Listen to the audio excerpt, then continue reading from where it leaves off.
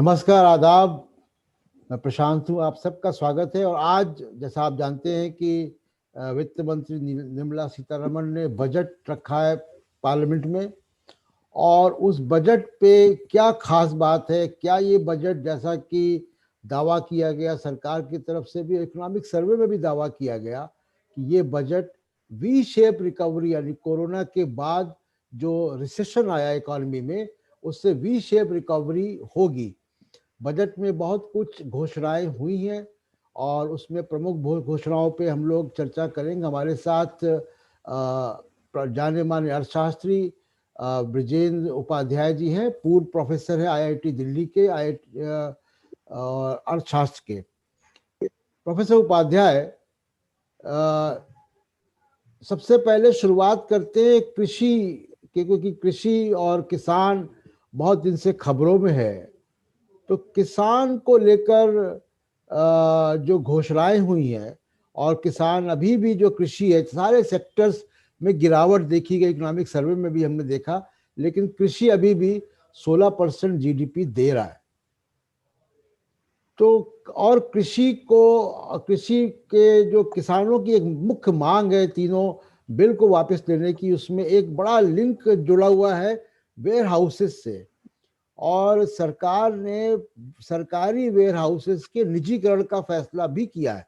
हम शुरुआत यहीं से करते हैं कि क्या ये संकेत माना जाए कि सरकार बिल वापस ना लेने पर कायम है, और कृषि क्षेत्र को जो रियायतें, जैसे एमएसपी के कोई नए दाम की घोषणा नहीं हुई, हालांकि उन्होंने एमएसपी प्रोक्योरमेंट की बढ़ी हुई फिगर्स बताई, वीट की, गेहूं की भी और पैडी की भी, लेकिन वो तो हर साल एक बढ़ी हुई फिगर आती है, उत्पादन बढ़ता है और खरीद भी सरकार की बढ़ती है। तो कृषि क्षेत्र में कुल मिला के बजट कैसा है आपके हिसाब से? आपने जैसा बताया, कृषि के बारे में जब बात कर रही थी हमारी फाइनेंस मिनिस्टर, तो बेसिकली उन्होंने बताया कि हमने जो प्रोक्योरमेंट है, जो एमएसपी के थ्रू होता है, तो जी, वो इस साल पिछले साल की तुलना में या 3-4 साल पहले की तुलना में कितना बढ़ा है। लेकिन जैसा हम जानते हैं कि किसान, जो फार्मर्स का एजिटेशन है, उसकी एक बहुत बड़ी डिमांड ये है कि इसकी कौन गारंटी देगा कि इस साल आप कह रहे हो कि आपने बहुत खरीद लिया, लेकिन आगे आप खरीदोगे नहीं खरीदोगे, कितना खरीदोगे। जी, जी। और जो असली बात जो डिमांड में है वो तो यह है कि जो खरीदारी होती है सरकारी खरीद के अलावा, वो तो आधे दाम पर होती है। और होता ऐसा भी है कि लोग आधे दाम पर खरीद करके, और उसे अगर कहीं पर मंडियों में अगर बेचा जा सकता है इधर उधर ले जा करके, तो उसको वो खरीदने वाले बेच देते हैं, जो व्यापारी लोग हैं वो बेच देते हैं। तो जो डिमांड ये है कि किसान को अपनी फसल का पूरा दाम नहीं मिलता। मान लो जैसा बताया जाता है कि 6% ही खाली एमएसपी पे खरीद होती है। किसान चाहते हैं कि सारी की सारी खरीद की गारंटी हो कि वो जो सरकार मिनिमम बता रही है, ये तो मिनिमम है। और इसमें भी जो स्वामीनाथन कमेटी का जो फॉर्मूला है C2+50%, वो नहीं है, ये तो एक नीचे लेवल का है, जैसे A2+FL बोलते हैं। जी, रहती है उस तरह से सरवाइव ही कर पाते हैं। तो ये सारी डिमांड उस चीज से लिंक्ड है। और जैसा कि आपने दूसरी बात बताई कि एक जो 3 कानूनों में बड़ी बात है कि स्टॉकिंग पर कोई कैप नहीं रहेगी, जिस पर हमारे देश में हमेशा ये समस्या रही है कि अकाल पड़ता है या कुछ भी होता है। पहले जब हम ये देखते थे तो कम दामों पर खरीद के स्टॉक कर लेते थे व्यापारी, और फिर उसे बड़े दाम पर बेचते थे। एक बहुत बड़ा क्राइम माना जाता था वो। लेकिन अब उस बात को पूरी तरह से छोड़ दिया गया है कि कितना भी खरीदे, कितना भी स्टॉक करे, और आप सस्ते दाम पर खरीद के और फिर जी। ऐसी परिस्थिति पैदा कर सकते हो, आप एक्सपोर्ट भी कर सकते हो, आप उसका कुछ भी कर सकते हो हाँ, ये कि जो तीन तीन कंज्यूमर कृषि को बहुत कानून आए, ये तीन हाई। कृषि कानून आए, इसमें तो ये बात है कि उन्होंने होर्डिंग को खुली छूट दे दी है। लेकिन हम आज के बजट पे अगर हम ध्यान दें, तो बजट में कुछ ऐसी घोषणाएं हाँ आपको दिखाई दी, जैसे एमएसपी हाँ, जो है ये वो स्वामीनाथन गया फार्मूला है। के हिसाब से कितनी बढ़ेगी, वो क्योंकि प्रधानमंत्री कह चुके हैं कि किसानों की आय 2022 तक दुगनी की जाएगी, तो उसका कोई रोड मैप मुझे नहीं दिखाई दिया। तो 2022 तो आने वाला है, जी अब 21 तो चल ही रहा है।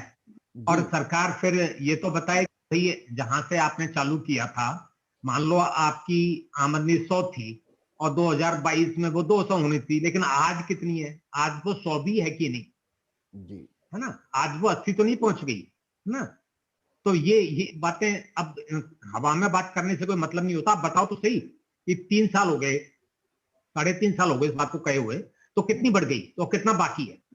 तो ये कहने से, इस तरह से लोगों को मतलब एक तरह से बेवकूफ बनाने वाली बात ही हुई, जिसको जुमला बोला जाता है। तो वो अब लोग, हर आदमी समझ रहा है, अब किसान अच्छी तरह से इस बात को समझता है सभी जगह पे, पंजाब, हरियाणा, राजस्थान, यूपी, सभी इलाकों में, कि ये कहने की बातें, इनका कोई खास मीनिंग नहीं होता है।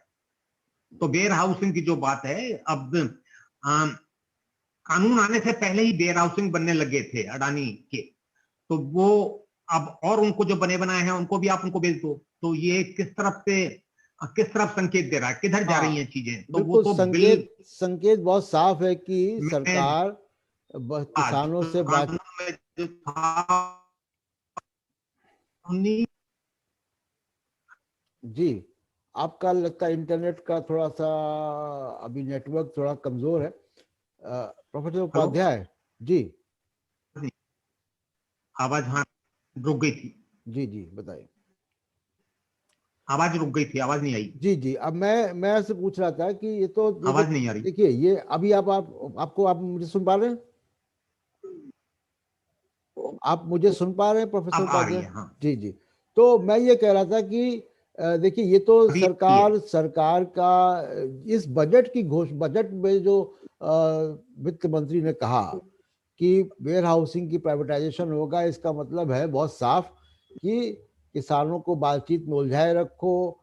तो दुनिया भर के और तरीके से दमन भी चालू है, और किसानों की मांग माननी नहीं है, क्योंकि वो हाँ सरकार अपने दूसरे प्रोग्राम पे साफ मतलब मजबूत इरादों से दिखाई देती है। एक दूसरी बात जो इकोनॉमिक सर्वे में निकल कर आती है हाँ प्रोफेसर उपाध्याय, कि इकोनॉमिक सर्वे में कहा गया कि कोरोना के हाँ पहले का जो जीडीपी था उससे भी 10% कम के हाँ रहने की संभावना है। तो अब ये जो जीडीपी का एक नया पैमाना हाँ। बना, और कोरोना के बाद तो सरकार के इस वक्त आपको कौन कौन से ऐसे की एरियाज दिख रहे हैं जहां पे सरकार इन्वेस्टमेंट करेगी, या सरकार जो है इसमें कौन से ऐसे कदम दिख रहे हैं जो कि इस कॉन्ट्रैक्शन से बाहर निकालेंगे इकोनॉमी को? पहली बात तो ये कि जो सरकार बता रही है, सरकारी एजेंसीज बता रही हैं कि 7.5% या 7.7% की गिरावट होगी, पर अधिकतर लोग मानते हैं कि ये 10% के करीब है। और कुछ लोग तो और भी आगे जाते हैं, क्योंकि हमेशा हमें ये प्रॉब्लम रहती है कि हम जो एस्टिमेट लगाते हैं जीडीपी का, तो उस पर भी सवाल 2-3 साल से बहुत ज्यादा चल रहे हैं, जब से डिमोनेटाइजेशन हुआ था, जी कि जी हम इनफॉर्मल सेक्टर को कितना हम उसमें जोड़ पाते हैं कि नहीं जोड़ पाते हैं। तो चलो हम उस मुद्दों पर भी मान लो आज चर्चा नहीं करें, तो 10% का भी फिगर ले रहे हैं। तो अब बात ये आई है कि अगले साल का प्रोजेक्शन दिया जा रहा है कि 11% होगा, लेकिन वो तो बहुत दूर का प्रोजेक्शन है। उसमें वो एक बहुत ही अजीब, मतलब ब्रॉड एक इंडिकेटर होता है, तो उसको, उसके बेसिस पे आप नहीं कह सकते कि वी शेप्ड रिकवरी हो रही है। जब रिकवरी होने लगेगी, अभी तो हमें आंकड़ा आना है तीसरी तिमाही का, और चौथी तिमाही तो अभी पूरी बाकी ही है, तो अभी तो आधे साल का ही आंकड़ा है। तो अभी ये कहना कि हमारी रिकवरी चालू हो गई है और वी शेप है और एकदम हम बाउंस बैक कर जाएंगे, तो ये तो कहने की बात है। इन चीजों में कोई बहुत बड़ी स्ट्रेंथ नहीं होती, इनको कुछ ज्यादा नहीं तवज्जो दे सकते आप। लोग जहां तक बात करते हैं, अब आजकल एक और नई टर्म आ गई है, के शेप रिकवरी। उसका मतलब ये होता है कि भाई कुछ लोगों की तो हो जाएगी, लेकिन बाकी लोग नीचे जाएंगे। अगर जो आजकल अब आते हैं बजट से या बजट से पहले की जो पॉलिसीज है, आत्मनिर्भरता की बहुत ज्यादा बात करती है कि हम बहुत सारी चीजें हमारे अपने अंदर ही बनाएंगे, हम बाहर के लोगों पर डिपेंडेंट नहीं रहेंगे, वो एक बहुत अच्छी बात है। पर सरकार दूसरी तरफ फिर ये भी कह रही है कि हम अपनी कंपनियों को इतना बढ़ने देंगे कि वो ग्लोबल सप्लाई चेन का पार्ट बनेंगे, लेकिन ये दोनों बात एक साथ नहीं चलती। जैसे हम अगर हमें ग्लोबल सप्लाई चेन का पार्ट बनना है तो हमें एक्सपोर्ट इंपोर्ट दोनों ही थोड़ा अलाउ करने पड़ते हैं। तो अभी जैसे एक बहुत बड़ी संधि हुई है, ट्रीटी हुई है एशियन कंट्रीज की, चाइना की, जापान की, सब के मिला के, जिसको RCEP बोलते हैं, तो उसमें सरकार ने भागीदारी से मना कर दिया, उससे हट गए हम लोग। जी तो जी सप्लाई चेन का हम पार्ट भी बनना चाहते हैं, कहना चाहते हैं कि ग्लोबल सप्लाई हम पार्ट भी देंगे, लेकिन हम दूसरी जो सप्लाई चेन बन रही है हमारे इलाके में, एशिया बहुत बड़ी जगह है, आगे की इकोनॉमी का जो भी उभार आना है ग्लोबल इकोनॉमी में, वो एशिया से ही ज्यादा आएगा। हाँ तो अगर एशिया की सप्लाई चेन का पार्ट न बन के आप सोचें कि हम ग्लोबल सप्लाई चेन का पार्ट बन जाएंगे, क्योंकि आप यूरोप अमेरिका से संधि की बात कर रहे हो, वो तो उसका तो बहुत दूर की बात है। तो दोनों चीजों में थोड़ा सा कंट्राडिक्शन है। ठीक है, आप आत्मनिर्भर बनिए, लेकिन अगर आपको ग्लोबल इकोनॉमी में पार्ट लेना है तो इंपोर्ट एक्सपोर्ट दोनों ही अलाउ करने पड़ते हैं। तो ये एक खास बात। मोटे तौर पे जो स्कीम्स हैं उसमें वो कंटिन्यूएशन है स्कीम्स का, और जिस 11% ग्रोथ की प्रोफेसर उपाध्याय आप बात कर रहे हैं, ये 11% growth year two year basis पे है मेरे ख्याल से। अगर आप उसको कोरोना के पहले का के हिसाब से अगर उसको ये लेंगे तो वो कम होगी काफी। नहीं, 11% का मतलब आप समझिए, मैं कह रहा हूँ 11% का कोई मीनिंग नहीं है, अभी देखा ही नहीं है। अभी तो हमने ये प्रेजेंट साल भी आधी ही देखी है। अब वो तो बात कुछ भी की जा सकती है, उसका मीनिंग नहीं होता, लेकिन 11% का मतलब वैसे क्या है, कोई तो वापस, आप ये बात समझिए। तो हम जी मतलब कहने का मतलब है कि 2-3 साल में आप 100 के 100 रहे। जी मैं जी फिर दोबारा बताऊं इस बात को। जी जी हाँ, जी कोई अगर हमारी GDP मान लो 100 थी और जी वो 10% गिर गई, तो कितनी हो गई? 90। जी जी 90 का आप 11% लगा लो, तो वही। वो कितना हुआ, कितना हाँ वापस हुआ? तो हाँ, हाँ 100 ही वापिस होगा। हाँ, तो आप तो कि आप 2 साल में कुल मिला के वहीं की वहीं हो। वो वही 11% भी एक्चुअली IMF ने, वर्ल्ड बैंक तो कह रहा है कि 5-6% ही होगी, जी है जी ना? तो अलग अलग लोगों के वो अंदाज ही होते हैं, उनको हमें बहुत ज्यादा मीनिंग उनमें नहीं देखना चाहिए। बिल्कुल। बात, असली बात तो योगी, पहले तो ये ढंग से इसमें रिकवरी शो करो। आधे जो 6 महीनों में, 9 महीने तो निकल गए, 6 का आंकड़ा है हमारे पास में, जी और 3 महीने का आंकड़ा नहीं है, और 3 महीने तो बाकी है अभी। तो यहाँ पहले तो यहाँ दिखना चाहिए ना ग्रोथ, फिर हम अगले साल की बात करेंगे। तो जी इन चीजों को इतना आगे के आंकड़े को लेके इस तरह की बातें करना, उसका कोई मीनिंग नहीं होता। असली बात तो ये है कि अभी जो चल रहा है उस पर ध्यान दो, वहां रिकवरी शो करो, वहां आप जो इकोनॉमी की स्थिति है तो पुराने लेवल पर लाओ और उससे आगे बढ़ो। तो ये बातें होती हैं इस तरह से। और जो हाल की हालत है अनएम्प्लॉयमेंट की, हाँ वो सबको पता है। अब सरकार तो अनएम्प्लॉयमेंट के आंकड़े देती नहीं है, तो प्राइवेट एजेंसी को, जैसे CMI से हमें आंकड़ा मिलता है, तो CMI भी बता रही है कि मार्च अप्रैल में अनएम्प्लॉयमेंट बहुत बड़ा, जुलाई में ठीक हुआ थोड़ा सा एम्प्लॉयमेंट, लेकिन अब फिर दोबारा हमारी हालत खराब है। दिसंबर के आंकड़े हैं तो उस तरह से वो 9-10% अनएम्प्लॉयमेंट बता रहे हैं। जी तो ऐसी बात नहीं है, इंडिकेशन हमें मिल रहे हैं आज की तारीख में कि हम पुराने स्तर पर आ गए हैं। तो 11% तो अगले बहुत आगे की बात है। अभी तो ये है कि अभी कैसे संभले, जी उसके जी लिए सरकार क्या कर रही है, तो वो देखने की बात होती है। वो ही मैं आपसे पूछना चाह रहा हूँ कि जो रोजगार का सवाल है, नौकरियों का सवाल है, वो बहुत बड़ा सवाल है, और इकॉनमी की हेल्थ उसी से दिखाई देनी है, जीडीपी भी उसी से बढ़ना है, वो एक इम्पॉर्टेंट इंडिकेटर है। तो इसमें क्या मतलब बहुत मैसिव जो इन्वेस्टमेंट सरकार का होना चाहिए इंफ्रास्ट्रक्चर में और दूसरे सेक्टर्स में, वो इन्वेस्टमेंट इसमें प्रॉमिस होता नहीं दिख रहा है जो इस जॉब्स के इंजन को बढ़ा सके। सरकार ने कुछ बातें कही है, लेकिन उन स्टेट्स में की हैं, चुनाव को ध्यान में रख के, कुछ चुनाव जहां होने वाले हैं वहां बात कर रहे हैं कि वहां हम इंफ्रास्ट्रक्चर का डेवलपमेंट करेंगे, जी अब हम बात आती है सरकार के रोल की। तो सरकार का जो बजट होता है उसमें दो पार्ट होते हैं, एक तो होता है एक्सपेंडिचर पार्ट, एक होता है रेवेन्यू पार्ट।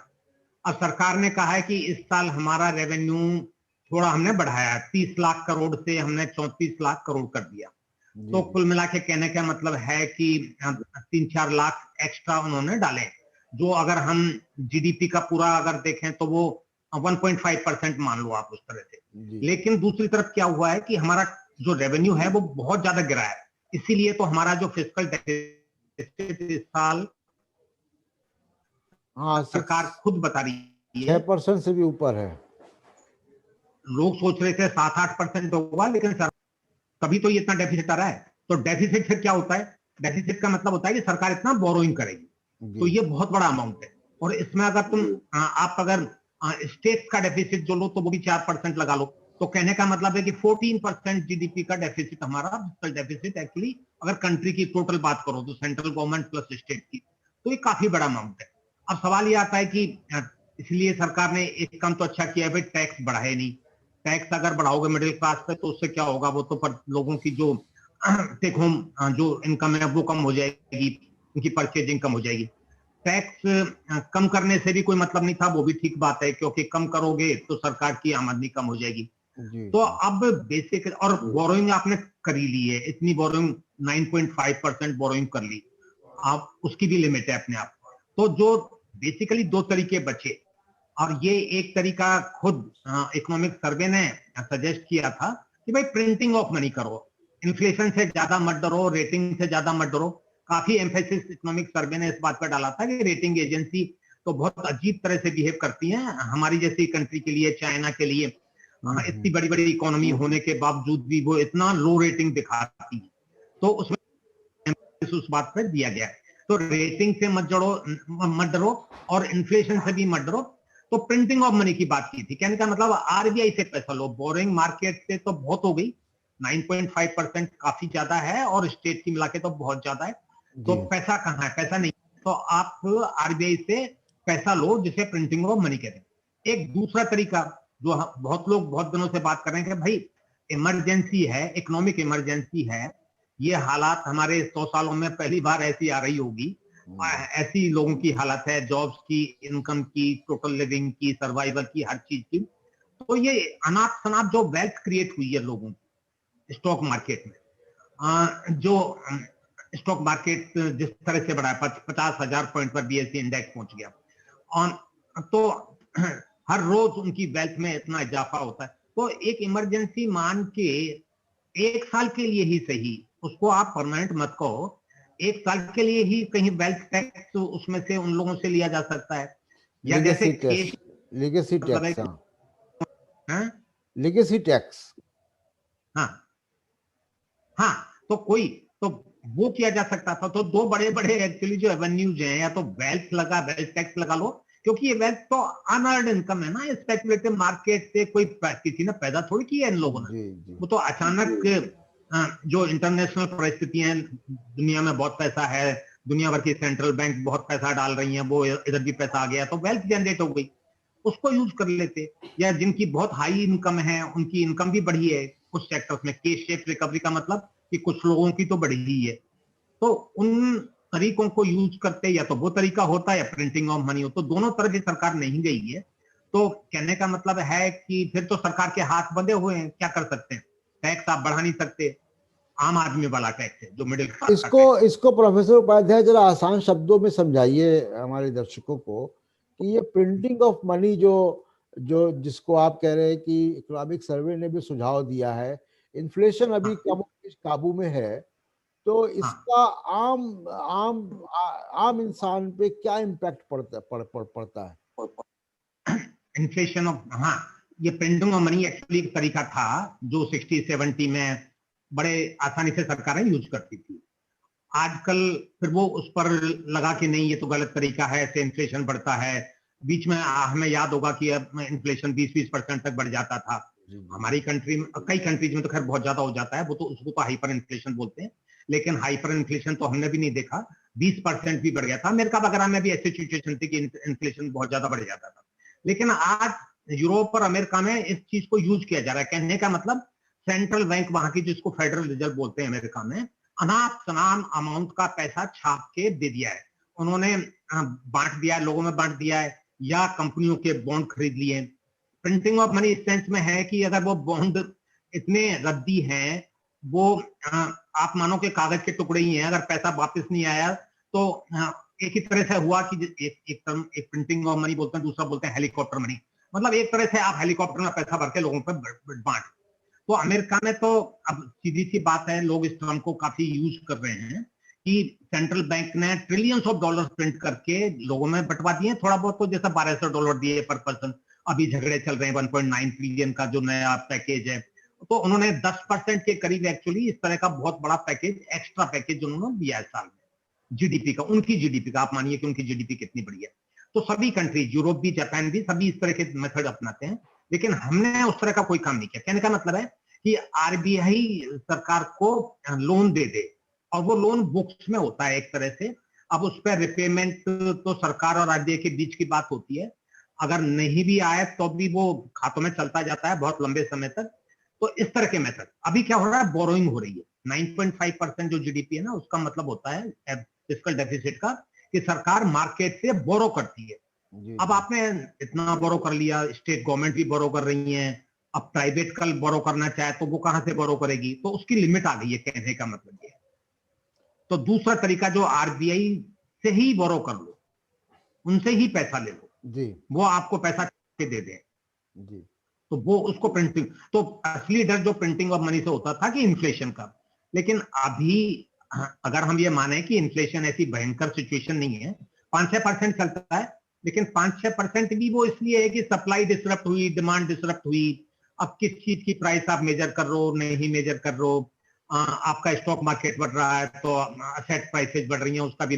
तो कहने का मतलब इन्फ्लेशन शायद अभी ऐसी भयंकर सिचुएशन नहीं है, ऐसी गंभीर समस्या नहीं है। प्रोफेसर तो उपाध्याय, ये बताइए कि मतलब अपने कंक्लूडिंग रिमार्क्स में कि ये पहला बजट नहीं है, 2-3 मिनी बजट भी आ गए इस कोरोना पीरियड में, और जिस तरह कुछ आर्थिक पैकेज के भी आ गए। वो आर्थिक पैकेज जमीन पे कम आ पाए, लेकिन आर्थिक पैकेज के अनाउंसमेंट 20 लाख करोड़ के हुए थे। उस 20 लाख करोड़ में एक्चुअल कितना लोगों के पास गया और खर्चा हुआ, ये अभी सवाल बाकी है। एक बात तो ये जो उम्मीद की जा रही थी कि ये कोरोना के समय का बजट होगा और इसके बाद सरकार कोई बहुत इनोवेटिव कदम उठाएगी, खासकर स्मॉल सेक्टर के लिए, एमएसएमई के लिए, कृषि उत्पादन को बढ़ाने के लिए, वैसा कोई इनोवेशन नहीं दिखाई दिया सरकार के पूरे बजट में। सरकार जब मिनी बजट की बात करती है कि कई बार अनाउंसमेंट हुए, फाइनेंस मिनिस्टर टीवी पे आती थी, हमको याद है, अनाउंसमेंट करती थी। जी, जी, कुल मिला के जितने भी राउंड्स में हुआ 20 लाख करोड़ की बात हुई। लेकिन आज तो पता चल गया ना, आज इन्होंने कहा कि हमारा एक्सपेंडिचर जो हमने एस्टिमेट किया था 30 लाख करोड़ का, वो 34 लाख करोड़ हो गया। तो कहने का मतलब ये सरकार कहना चाह रही है कि देखो हमने 4 लाख करोड़ एक्स्ट्रा खर्चा कर दिया। तो 20 लाख करोड़ नहीं है। अब सरकार की बात आज तो पता चली कि उन्होंने वो कहना चाह रहे कि मैं 4 लाख एक्स्ट्रा करोड़ खर्च कर रहा, तो वो 20 लाख नहीं है। हम मान लेते हैं कि वो 4 लाख करोड़ एक्स्ट्रा है 16 लाख है फिर ना। भी नहीं हुआ ना जो अनाउंस हुआ था। तो 20 लाख नहीं है ना वो। भाई 20 लाख होता तो हमारा गवर्नमेंट का एक्सपेंडिचर 50 लाख करोड़ हो जाता। बिल्कुल, बिल्कुल। 20-30 लाख तो पहले ही बजटेड था, और 20 लाख और जोड़ दो उसमें, तो वो तो नहीं हुआ ना। तो हाँ, 34 लाख वो उसी बजट अनाउंसमेंट के अंदर ही वो 20 लाख करोड़ का अनाउंसमेंट था वो। है, पर वो सारी क्रेडिट है भाई। जी, हाँ, हम तो सब जोड़ लिया उन्होंने। किसी को हम 10,000 की क्रेडिट दे सकते हैं, कोई ले तो किसी को हम 50,000, 5 लाख दे सकते हैं। वो सब जोड़ जाड़ के 20 लाख बोलते थे। पर आज जो बताया वो तो ये बताया कि हमारा इस साल एक्सपेंडिचर का एस्टिमेटेड अनुमान है। अभी भी एस्टिमेटेड ही है क्योंकि 3 महीने तो बाकी है अभी, है ना। अभी जी, पूरा साल नहीं हुआ। तो उसमें जी, वो कहेंगे 34 लाख करोड़ सरकार खर्च कर देगी। 30 जी, लाख जी, तो करना था, 34 लाख कर रही है। तो 20 लाख को भूल जाओ आप, ये 4 लाख एक्स्ट्रा है वो मान लेते हैं जो सरकार कह रही है। तो वो हमारी जीडीपी का करीब 1.5% होता है मान लो, उस तरह से, या 2% मान लो, तो ज्यादा से ज्यादा 2% मान लो। जैसे अमेरिका ने 10% का किया तो हमने 2% एक्स्ट्रा किया। तो जी, वो मिनी बजट कुल मिला के यही कहानी बताता है कि सरकार का एक्सपेंडिचर 2% बढ़ा, जी है ना, पर रेवेन्यू लॉस बहुत ज्यादा है, वो 7 लाख करोड़ हमारा घाटा हो गया, 7 लाख करोड़ का। जी इसीलिए तो ये 9.5% का फिगर आ रहा है, ये बहुत बड़ा फिगर है। सरकार ने एस्टिमेट किया था 3.5%, अभी 6% एक्स्ट्रा, तो 6% तो कितना होता है एक्चुअली, ये मतलब 12 लाख करोड़ हो गया एक्स्ट्रा। जी जी। तो हमारी ये 2 लाख बहुत बड़ा घाटा है। बजट का जो वित्तीय घाटा है वो बहुत बड़ा है, फिजिकल डेफिसिट जो है वो बहुत बड़ा है। और ये सरकार के सामने चुनौती होगी कि जब तक वो इकोनॉमी रिवाइव नहीं होती, जब तक ये घाटा मार्केट बोरोइंग से पूरा करने पे सरकार पर आर्थिक बोझ बढ़ेगा। सरकार ने कुछ थोड़े बहुत कदम जरूर उठाए हैं, जैसे कि एफडीआई की लिमिट इंश्योरेंस सेक्टर में बढ़ाई है। हमारी जो एक बहुत देशी इंश्योरेंस कंपनियां हैं उनके ऊपर बहुत दबाव बनेगा, और विदेशी इंश्योरेंस कंपनियां यहाँ पे आएंगी। कुछ कैपिटल इन्फ्यूजन का उम्मीद आपको दिखती है इसमें? नहीं, ये बहुत बड़ा स्टेप है एक्चुअली, वो 2 लाइन में बोल गई, पर एक ऐसी बात जिसको हम 50 सालों से लड़ रहे थे कि भाई एलआईसी को आप उसको प्राइवेटाइज मत करो, उधर मत जाओ, उधर शेयर मार्केट में मत बेचो, और इंश्योरेंस पर आप एफडीआई को कंट्रोल मत होने दो। आपको याद होगा कि आरएसएस, बीजेपी, ये सब इस बात को बहुत बड़ी तरह से अपोज करती थी कि ये नहीं हो सकता, एलआईसी में नहीं कर सकते। वो आज उन्होंने अचानक 2 लाइन में कर दिया है। जी ये इतना बड़ा मामला है क्योंकि क्या है कि एलआईसी जो इतना सारा पैसा इकट्ठा करती है, वो उस पैसे की एक्सेस सरकार को होती है, अब वो नहीं होगी। अगर किसी प्राइवेट जाएगा तो वो उसकी मर्जी है कि सरकार को दे या नहीं दे। हाँ, तो अभी ये उसका आईपीओ लाने का फैसला हुआ है। अब वो कितने परसेंट शेयर सरकार डाइल्यूट अपनी मार्केट में करेगी, ये देखने वाली बात होगी। और पानी लगाई है जी, लोग सब कह रहे थे कि ये नहीं होना चाहिए। जी जी। तो बहुत बहुत शुक्रिया प्रोफेसर उपाध्याय आपका। बहुत बहुत शुक्रिया बजट पर अपनी राय देने का। और कुछ जो बड़े फैसले हुए हैं प्राइवेटाइजेशन के, जैसे कि एयर इंडिया का, पवनहंस का, आईडीबीआई बैंक का, कंटेनर कॉर्पोरेशन ऑफ इंडिया का, ये कुछ सरकार जो है वो बेचने पर बेचकर सरकारी कंपनियों को, सरकारी उपक्रम की कंपनियों को बेचकर राजकोषीय घाटा पूरा करने का एक योजना भी दिखती है। और साथ साथ उसमें ये भी है कि किस तरीके से जो कॉर्पोरेट सेक्टर है उसको भी कैसे कैसे उनको फायदे पहुंचाए जाएं। और जैसा प्रोफेसर उपाध्याय ने कहा कि ये बड़ी चुनौती होगी, जो राजकोषीय घाटा है वो बहुत बड़ा है, और उसको पूरा करना एक चुनौती होगी। और यही डिपेंड करेगा, इसी पर निर्भर करेगा कि हमारी जो रिकवरी है वो कैसी होगी, कितनी नौकरियां जो है बाजार में आती हैं, और किस तरीके से महंगाई पर कम जो है वो मजबूत पकड़, महंगाई को कैसे आप रोक सकते हैं। बहुत उम्मीद थी कि किसानों को लेकर कुछ घोषणाएं होंगी, वो घोषणाएं कम है, सिवाय इसके कि जो पिछली फिगर्स है एमएसपी के प्रोक्योरमेंट की वो बताई गई। खैर, आगे सरकार, क्योंकि ये बजट का किस्तों में बजट आ रहा है कोरोना के पीरियड में, तो आगे सरकार की और कुछ घोषणाएं भी हो सकता है कि हो। और बहुत बहुत शुक्रिया हमसे जुड़ने के लिए। और दोस्तों, प्रोफेसर उपाध्याय की बात आपने सुनी, और इसी के साथ ये प्रोग्राम यहीं पे ख़त्म करते हैं। और फ्रीडम एक्सप्रेस के हमारे प्लेटफॉर्म के साथ आप जुड़े रहें। और जैसा आप जानते हैं कि ये आपका अपना मीडिया हाउस है, और नीचे स्क्रॉल में आपको हमको कैसे आप मदद पहुंचा सकते हैं उसकी इंफॉर्मेशन चल रही है। बहुत बहुत शुक्रिया।